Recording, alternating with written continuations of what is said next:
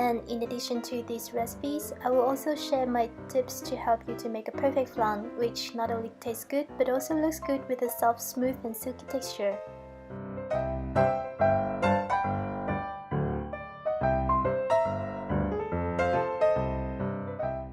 We start with preparing the molds. You can use any kinds of molds at any sizes, but ceramic molds are better than the metal ones.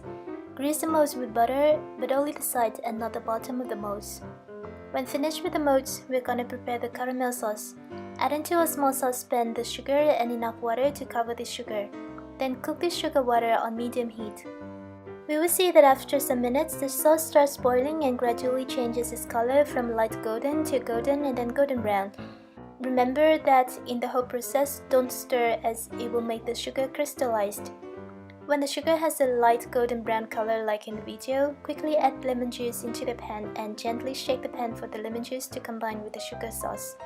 Lemon juice is optional, but I highly recommend using it because it slows down the caramelizing process and prevents the caramel sauce from getting darker and bitter too fast. Then quickly pour this caramel sauce into the ramekins. As you can see, the caramel sauce turns dark very fast, so it's best to remove it from heat when its color is still light. Don't wait too long because it can turn very dark and bitter. Let the caramel sauce cool down and we go to prepare the custard mixture. Add into the pot the sugar, milk, and whipping cream. Cook this milk mixture on medium heat and keep stirring to have the sugar dissolve completely. When the milk is quite warm, let's say a bit warmer than the water you use to bath or shower, remove the pan from heat. Don't let the milk to be too hot and never bring it to a boil because it will ruin the protein in milk and it's not good for the custard as well. In a big bowl, add 3 eggs and 2 egg yolks. Then lightly whisk them with a wire whisk or a fork. Try to do this mixing gently because we don't want the eggs turned foamy. We only need to blend the yolks and the egg white together. You may notice that in this recipe I use more yolks and whites. So more precisely, I used 5 egg yolks and 3 egg whites. The reason is that less egg whites gives the custard a softer, smoother and more silky mixture, and also the eggy smell is less. Then gradually add the warm milk mixture into this bowl and keep whisking constantly. Warm milk is better because it helps reduce the eggy smell in the pudding, but the milk shouldn't be too hot because it can cook the egg and make the mixture curdled. Then add the vanilla extract and mix well. Sieve this mixture with a fine mesh strainer. If there is an egg white left in the strainer, then lightly whisk to have it go through. Don't discard because this egg white is also a part of the recipe. We have 2 ways to cook this pudding. The first way is to steam them. For this method, first divide the egg mixture into the ramekins. Note that the caramel sauce should be firm or solid when you pour the egg mixture in, otherwise it will be blended with the egg mixture. Then remove any bubbles on the surface of the egg mixture. Then cover the ramekins with aluminum foil. Prepare a large pot and put a towel onto the bottom of the pot. Put the ramekins into the pot and pour boiling water in. The level of water should be at least as high as half the height of the ramekins. Then put the lid on and set the heat at the lowest setting and steam in about 25 to 30 minutes. There are some important notes in this step. First, aluminum foil helps to keep the surface of the flan soft. It also prevents water from the lid dripping down and ruining the surface of the flan. Second, the flans should be steamed on very low heat because if the heat is too high, then the egg mixture will boil and the custard texture will not be smooth anymore. The ideal temperature of the water should be between 90 and 95 degrees C, which is just below its boiling point. Third, the steaming time may vary between 25 to 40 minutes depending on the size of the molds. Larger and taller molds will require longer time. Normally we can check after 20 to 25 minutes, and the way to check is to put a skewer into the center of the flan.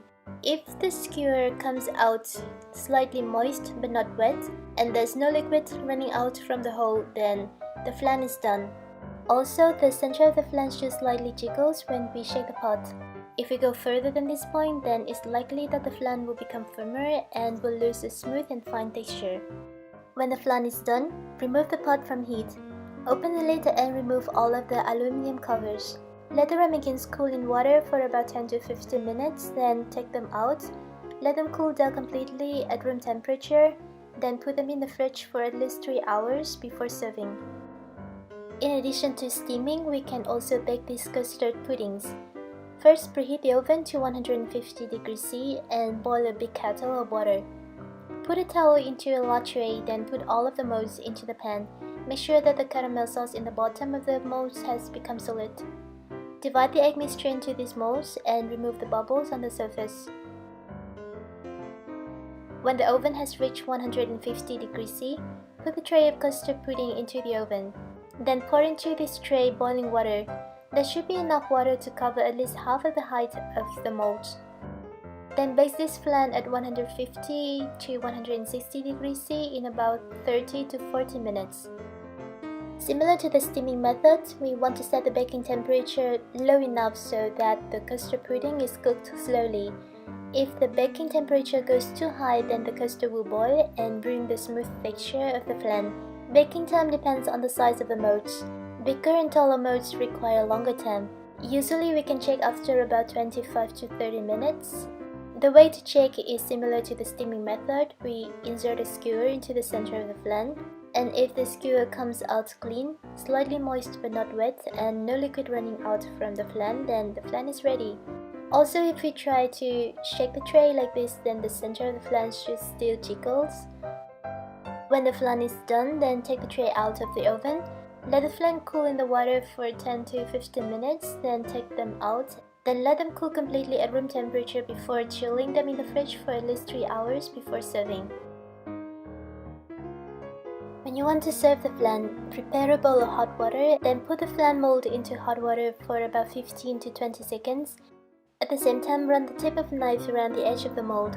The side of the ramekins has butter, so when we put the ramekins into hot water, this butter will melt and the flan will automatically pull away from the side of the ramekins. Make sure that don't leave the flan mold in hot water too long because the flan may broken. Next, put a plate on the mold and turn it upside down to get the flan. So here is our custard pudding. Ideally, it should have a very smooth, fine and silky texture inside out. Taste is creamy, rich and not too sweet.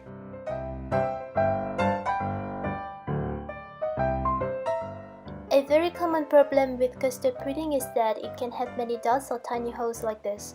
This is mainly because the flan was baked or steamed on too high heat and too long time. To avoid this, make sure that you follow the recipe exactly, and particularly these 2 points. First, always put a towel at the bottom of the pot or baking tray to soften the heat at the bottom. And second, bake the custard pudding at a low temperature and take the pudding out when its center is still jiggling.